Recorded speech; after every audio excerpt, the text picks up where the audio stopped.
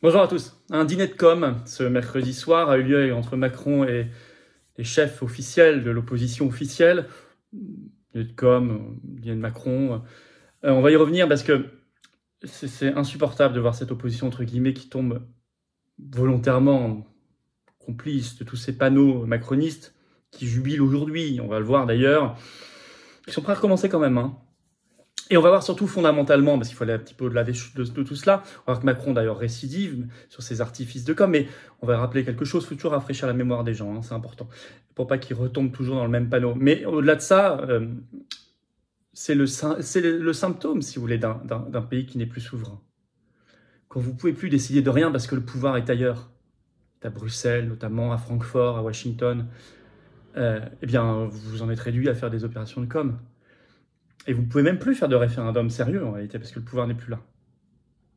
On va revenir sur tout ça, c'est extrêmement important en fait, beaucoup plus qu'on ne le croit ce qui s'est passé dans ce dîner de com, ou ce dîner de Macron. Mercredi soir, dans cette vidéo, vous n'aurez pas le même son de cloche qu'à la télévision. N'hésitez pas à partager cette vidéo, à la relayer, à lui donner de la force, un commentaire, un pouce en l'air. Vous le faites merveilleusement et je vous en remercie. En plus, moi, j'aime bien lire vos commentaires. Et par ailleurs, abonnez-vous à cette chaîne si vous le pouvez. Un petit clic en dessous, vous abonnez. Hop, c'est fait, c'est gratuit, c'est instantané. Ça aide énormément à la viralité. Les vidéos se diffusent mieux si vous êtes abonné plutôt que pas abonné. C'est comme ça. C'est les algorithmes de YouTube. Grand merci. D'ailleurs, en tant qu'abonné, si vous êtes abonné, vous pouvez vous appuyer sur la petite cloche à côté, et comme ça vous êtes notifié dès qu'il y a une nouvelle vidéo ou un nouveau direct. Et il y a un nouveau direct, ce vendredi 1er septembre à 19h, oui je serai depuis Arras probablement, voilà. Puisque le lendemain c'est notre congrès, enfin on verra, mais en tout cas en direct, je prends vos questions en direct, 19h, je serai là, je serai au rendez-vous, vendredi 1er septembre, ramenez du monde, soyez au rendez-vous également. Petit message interne à tous ceux qui sont adhérents à Jour des Patriotes, vous avez encore quelques heures, vous avez reçu un mail unique, vérifié dans vos spams pour voter présidence et enrichissement de notre charte, allez-y, allez-y, allez-y. Et par ailleurs, vous allez bientôt recevoir votre carte orange pour ceux qui adhèrent, parce que nos bénévoles, évidemment, ont pris quelques vacances. Ils mettent sous pli, je les en remercie. Et donc, les courriers vont arriver chez vous. Par ailleurs, on me fait passer le référent de Moselle l'info qu'il reste peut-être quelques places dans le bus Metz-Arras ce samedi 2 septembre pour le congrès. Vous contactez référent 57, tout collé sans accent, @les-patriotes.fr. En plus, je crois que c'est un prix très avantageux. N'hésitez pas. Voilà, les messages sont passés. Moi, je vous attends aux Patriotes. Voilà, ça c'est un message important aussi, très très important que je vous fais passer, c'est qu'on se bat ensemble, c'est qu'on se bat côte à côte, c'est que moi j'ai envie qu'on se batte l'un à côté de l'autre, et qu'on soit ensemble, et qu'on soit pas isolés, et qu'on se batte pour nous, nos enfants et nos petits-enfants, et qu'on se batte pour notre pays et notre humanité vraiment humaine. C'est ça le combat des Patriotes, complètement de résistance, complètement anti-oligarchique, mais c'est beau, il faut le faire maintenant. Il faut adhérer ou reprendre votre adhésion annuelle si vous n'y êtes pas, ou si vous n'y êtes plus, ou faire un don de soutien au mouvement si vous le pouvez pour aider à financer, parce qu'on n'a pas les millions d'euros d'aide publique qui coulent sur nous. Non, au dîner de com, ils en ont. Pas ici. Non, non. Et puis, on n'a pas des copains banquiers, nous. Mais on fait. Et on fera. Et on a fait. Et on l'a prouvé. Pour des belles valeurs. Alors, soyez là. Et comme adhérent, réadhérent, en plus, vous serez mis en relation avec des gens qui pensent comme vous près de chez vous. C'est très beau. Alors comment on fait pour adhérer, réadhérer, rejoindre maintenant cette dynamique? C'est le premier lien sous la vidéo en description. Ce lien est également commenté, épinglé, une petite fiche maintenant sur l'écran et dans les dernières secondes de la vidéo, le lien apparaît sur l'écran. C'est facile. Faire un don de soutien au mouvement, c'est le deuxième lien sous la vidéo en description. C'est tout aussi facile. Tout ça est défiscalisé aux 2/3 pour vous. C'est-à-dire que si vous mettez 100, en fait, ça vous coûte un peu plus de 30. Si vous mettez 30, ça vous coûte 10. Si vous mettez 20, ça vous coûte moins de 7. Si vous mettez 300, ça vous coûte 100. Si vous mettez 6000, ça vous coûte 2000. Chacun comme il peut. Bravo aux donateurs, aux réadhérents, bienvenue, aux nouveaux adhérents patriotes. Alors, je disais un dîner de Macron, un dîner de com, il a eu beaucoup de surnoms. Ce mercredi soir avait été organisé à Saint-Denis avec les chefs de l'opposition qui a des groupes, enfin c'est les partis politiques qui ont des groupes à l'Assemblée nationale ou au Sénat, mais pas le groupe Lyot qui lui n'a pas été convoqué, puni probablement, alors qu'il a un groupe à l'Assemblée parce que il avait déposé début 2023 la seule motion de censure transpartisane qui a failli passer et renverser le gouvernement 9 mois après. Donc ils ont été punis par les macronistes. On a vu une opposition complice, et moi je dis au-delà de ça, c'est le signe d'un pays sans souveraineté, et ça je vais y revenir, c'est extrêmement important. D'abord, et moi je dis aux oppositions, vous auriez dû boycotter. Là, vous avez servi sur un plateau d'argent la communication de M. Macron. Vous auriez dû boycotter, et en plus, certains annoncent qu'ils vont y retourner la prochaine fois. C'est vrai qu'il y a beaucoup de caméras. Et c'est ça le problème. Alors d'abord, un artifice macroniste de plus. Quand je vous dis qu'on a besoin d'une résistance par rapport à l'opposition, entre guillemets, je crois qu'on en a une preuve supplémentaire. Un artifice macroniste de plus. Alors donc là, ça avait lieu En fait, ça a commencé le 30 août à 15 h jusqu'au 31 août, à peu près à 3 h du matin. Ça a duré 12 heures, des réunions avec un dîner avec Macron également. Alors, il y avait 3 thèmes: situation internationale, institutions et cohésion de la nation. Ils ont pompeusement rebaptisé cela les rencontres de Saint-Denis. Ça correspondait à ce que Macron avait annoncé dès le 2 août dernier dans le Figaro Magazine, son initiative politique d'ampleur à la rentrée. C'était ça. Et ça avait été détaillé le 23 août dans sa très longue interview au Point, où il avait expliqué qu'il allait convoquer des partis politiques qui ont un groupe au Parlement. Alors, on avait déjà eu, c'est ça que je quand même rappelle à chaque fois, on a déjà eu, souvenez-vous, le grand débat national du 15 janvier au 15 mars 2019, suite au déclenchement des Gilets jaunes. C'était censé être la réponse aux Gilets jaunes et c'était déjà un enfumage incroyable. Et à l'époque, il y avait 4 thèmes, parce que là, je vous en ai donné 3. Mais en fait, Macron, à chaque fois, il sort des thèmes de son chapeau. Puis derrière, ça donne rien. Puis il se dit, de toute façon, les gens oublient et les médias ne vont pas en parler. Alors c'est vrai que les médias ne vont pas en parler, ça c'est vrai, il a raison de miser sur ce pari. Les médias aux ordres n'en reparlent jamais. Mais les gens vont oublier, oui, et malheureusement, il y en a trop qui oublient. Alors moi, je vous rafraîchis la mémoire. Il y avait 4 thèmes lors du grand débat national macroniste: transition écologique, fiscalité, démocratie et citoyenneté, État et services publics. Il y a eu à l'époque 3000, j'ai repris les articles de l'époque, 3000 à 5000 cahiers de doléances, 504 172 contributeurs en ligne. Et à l'époque, Édouard Philippe, qui était Premier ministre, avait présenté la synthèse le 8 avril 2019 au Grand Palais à Paris. Il avait évoqué, je cite, un succès, celui de tous les Français. Qu'est-ce que ça a donné? Que sont devenus les cahiers de doléances? Alors, ils ont été archivés à la Banque nationale de France. Que sont devenus les 504 172 contributions? Que sont devenus ces 4 thèmes? Qu'est devenu ce grand succès pour tous les Français qu'évoquait le Premier ministre? Que sont devenues ces heures et ces heures de débat à l'antenne retransmis sur toutes les chaînes de Macron qui parlait quasiment tout seul devant des gens ou des maires dans des salles municipales? Rien. Voilà. On est plus de 4 ans plus tard, rien. 4 ans et demi plus tard, rien. Mais il a récidivé. Plus récemment, le CNR, Conseil national de la refondation, qui avait été lancé il y a presque un an, le 8 septembre 2022, par Emmanuel Macron, avec des réunions à huis clos. La première, ça avait été lancé le 3 octobre 2022, lancement des consultations déjà en ligne. 2 thèmes à l'époque au départ, école et santé. Bon. Et par ailleurs, ça a été ensuite dédoublé. Il y a eu des CNR thématiques qui ont été lancés. Il faut aller sur le site officiel des CNR, vous trouvez tout ça, avec de nouveaux thèmes: climat et biodiversité, logement, bien vieillir, numérique, jeunesse. Et puis ensuite, il y a eu des CNR territoriaux avec éducation, santé et France Travail. En un an, là déjà, qu'est-ce qui est sorti de ces CNR, donc national, ou bien thématiques, ou bien territoriaux? Qu'est-ce qui en est sorti? Rien. Excusez-moi, et sur tous ces thèmes-là.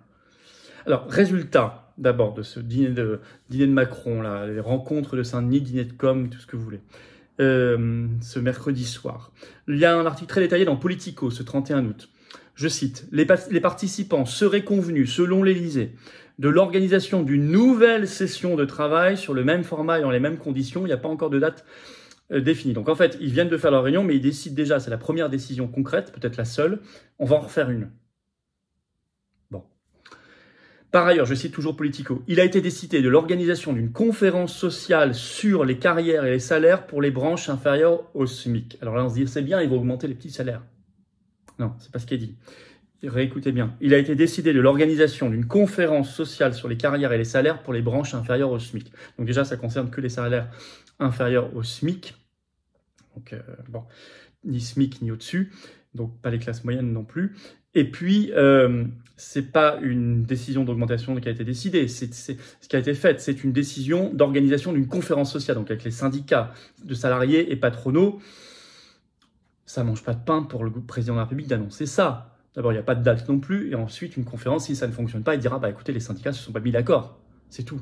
Ça ne l'engage pas beaucoup. Troisièmement, un travail, écoutez bien, Politico toujours, un travail de réflexion sur nos institutions et notamment la définition du champ du référendum devrait aussi découler de ces discussions. Là, on parle même au conditionnel.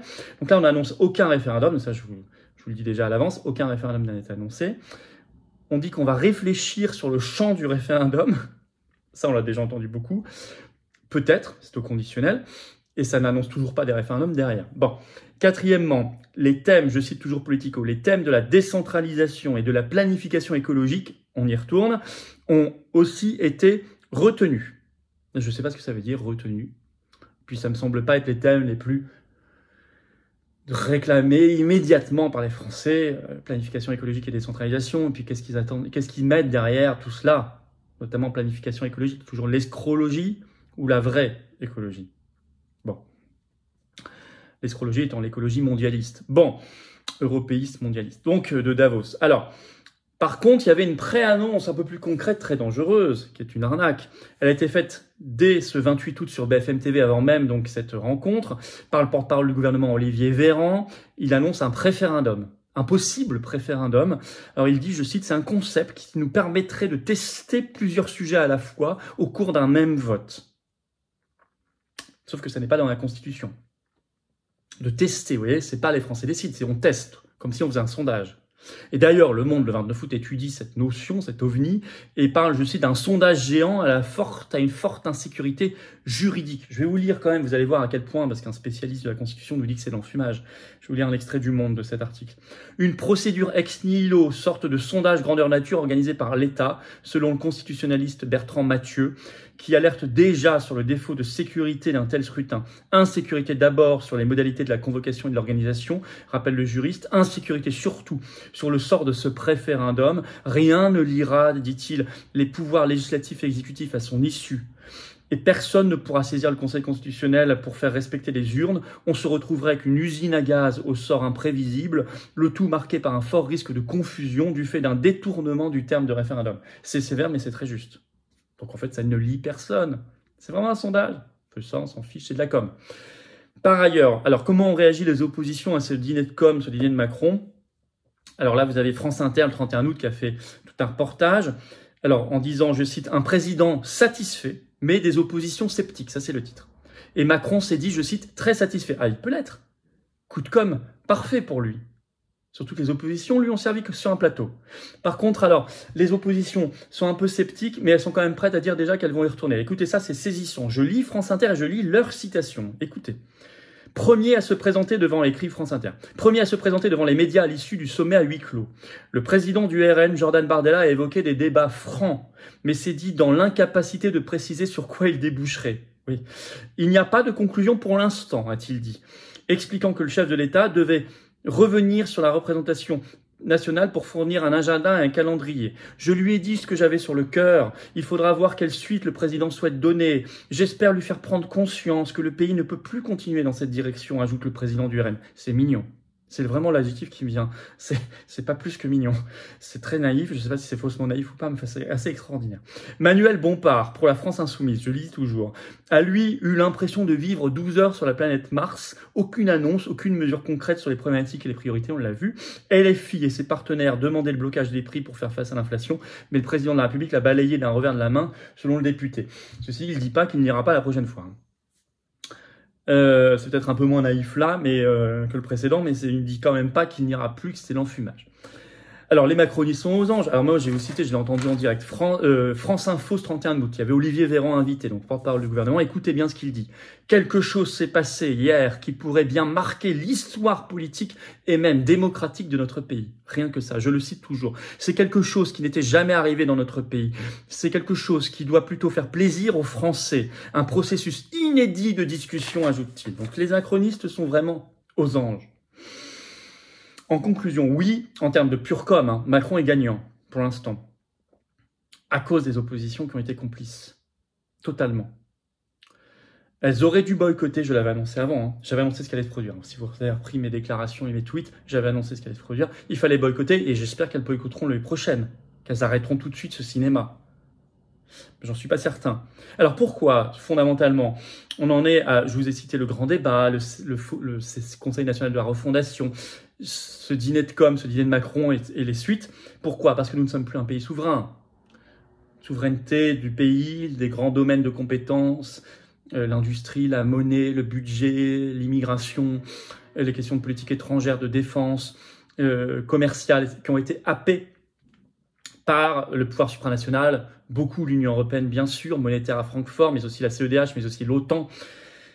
Alors de quoi on parle si on n'a plus les manettes sur des leviers, sur des sujets aussi essentiels pour la vie des gens et la vie de notre pays? De quoi parle-t-on? On parle de rien. On lance des thèmes, on fait des réunions, on met des caméras, on fait du blabla, on fait de l'artifice de communication. C'est un signe ce qui se passe là, parce que ce que vous avez là, vous ne l'aviez pas du temps des gouvernements et des présidents d'une France souveraine. On n'a pas besoin de ça. D'ailleurs, à l'époque, je signale qu'il y avait plus de référendums que maintenant. On fait ça parce qu'il faut meubler. Parce que de toute façon, si on fait un référendum, il y a plein de sujets sur lesquels on ne peut pas le faire, parce que de toute façon, ce sont des sujets où on a donné notre souveraineté à d'autres, ou des sujets sur lesquels on trahirait le résultat du référendum, parce que de toute façon, Bruxelles a une autorité juridique et politique supérieure. Donc, il faut aussi y voir ici un symptôme très profond d'un pays qui n'a plus de souveraineté et dont les dirigeants amusent la galerie par de la com'. Mais le rôle d'une vraie opposition, c'est pas rentrer dans ce jeu-là. C'est de réclamer la souveraineté. Ce qu'ils auraient dû dire si vraiment ils voulaient aller voir Macron, ne serait-ce qu'il y restait 1 heure puis partir. Il fallait juste lui dire, Monsieur le Président de la République, nous ne sommes plus un pays souverain, vous le savez très bien. Alors je reviendrai le jour où on pourra discuter de la monnaie, le jour où on pourra discuter du commerce, le jour où on pourra discuter de nos frontières, le jour où on pourra discuter de l'immigration, le jour où on pourra discuter des accords de libre-échange, le jour où on pourra discuter de l'énergie, du marché européen d'électricité, etc. Je reviendrai à ce moment-là. Mais quittez l'Union européenne, quittez l'OTAN, ou au moins faites un référendum sur le Frexit. Pourquoi pas le jour des élections européennes, d'ailleurs, en juin prochain. Ça n'aurait rien sens. Et puis ensuite, ce dirigeant d'opposition s'en va, il dit ce qu'il a dit à la presse, et c'est fini. Mais ça, il n'y en a pas un qui l'a fait, ça. Je suis sûr qu'ils ont même très peu parlé de l'Union européenne. Bon. Voilà, ce que je voulais vous dire, c'est important. N'hésitez pas à partager si vous voulez bien cette vidéo, je vous en remercie. Partagez-la, donnez-lui de la force dans la viralité, la diffusion, en vous abonnant à cette chaîne YouTube si vous voulez bien. Petit clic en dessous, s'abonner, c'est fait, c'est gratuit, c'est instantané, ça aide énormément. Plus vous êtes abonné, plus ça circule. On se retrouve ce vendredi 1er septembre à 19 h en direct. Je prendrai toutes vos questions en direct. L'actualité nationale et mondiale ensemble, la plus forte, la plus explosive, on va la regarder ensemble. Venez, faites venir, soyez là. Et je vous attends aux Patriotes. Voilà, je vous attends, j'ai besoin de vous, j'ai envie de vous connaître ou de vous voir revenir si vous n'êtes plus à jour parce que votre adhésion a plus d'un an, venez aux Patriotes. Adhérez, réadhérez, c'est le premier lien sous la vidéo en description, ce lien est également en commentaire épinglé et bientôt un petit lien qui apparaît sur l'écran. Faire un don de soutien au mouvement, c'est le deuxième lien sous la vidéo en description, ça nous aide. Arras coûte quelques dizaines de milliers d'euros, les affiches, les tracts tous les jours, collés, distribués par nos vaillants référents, délégués, militants, magnifiques, que je félicite.